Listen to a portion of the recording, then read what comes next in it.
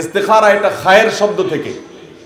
ইস্তেখারা মানে হলো কল্যাণের দোয়া করা, কল্যাণ প্রার্থনা করা, তলবুল খায়ের, আল্লাহ তাআলার কাছে ভালো চাওয়া।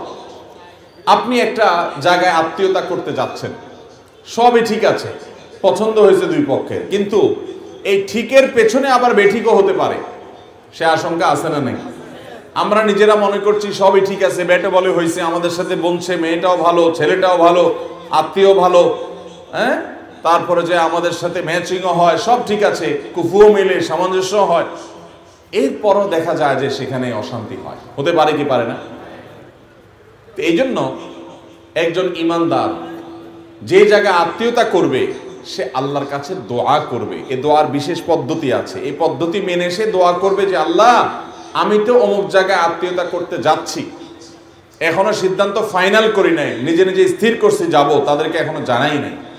এখন আপনার কাছে আমি দোয়া করছি, আল্লাহ যদি এটা আমার জন্য কল্যাণের হয় তাহলে এটা আপনি করায় দেন, সহজ করে দেন।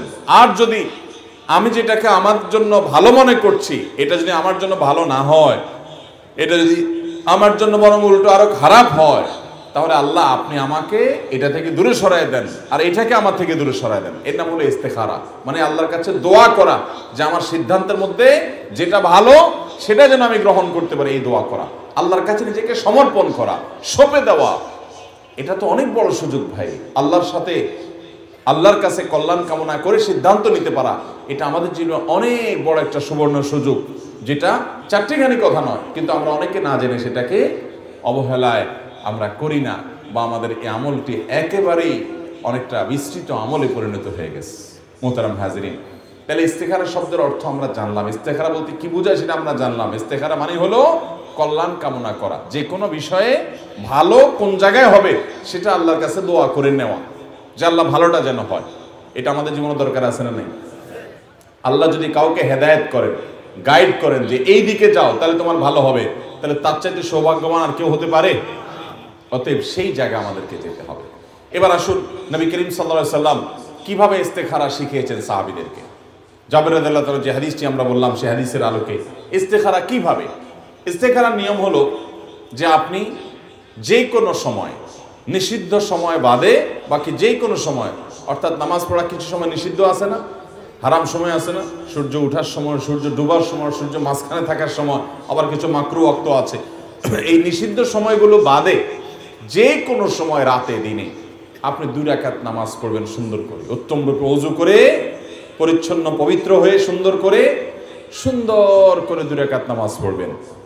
যে কোনো নামাজই সুন্দর হইতে হবে, লম্বা কেরাত দিয়ে, রুকুটা সুন্দর করে করে, সিজদাটা সুন্দর করে করে, ধীরস্থিরতার সাথে, মাধুর্যের সাথে, মহব্বতের সাথে 2 রাকাত নামাজ পড়বেন।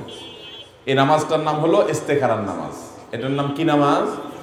ইস্তেখারার নামাজ। এই ইস্তেখারার নামাজের আবার আলাদা কোনো সূরা নাই, কিন্তু যে প্রথম সূরা ফাতিহার পরে অমুক সূরা এতবার পড়তে হবে এমন কোনো কথা নাই। অন্য সব নামাজ যেভাবে পড়েন একইভাবে সূরা ফাতিহার সাথে আরেকটা সূরা মিলাবেন, আবার পরের রাকাতে সূরা ফাতিহার সাথে যে কোনো একটা সূরা মিলাবেন, মিলা সাধারণ নিয়ম অনুযায়ী 2 রাকাত নামাজ পড়বেন। তাহলে নামাজ হয়ে গেল ইস্তেখারা। নিয়ত কি থাকবে?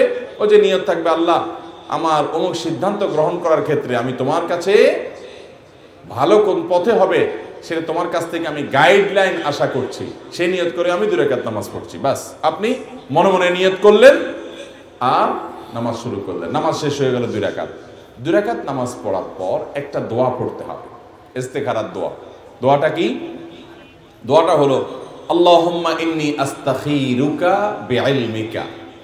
আল্লাহ, আমি আপনার ইলম, অসীম ইলম, আল্লাহ সব জানেন, কি হবে কি না হবে সব আল্লাহ জানেন।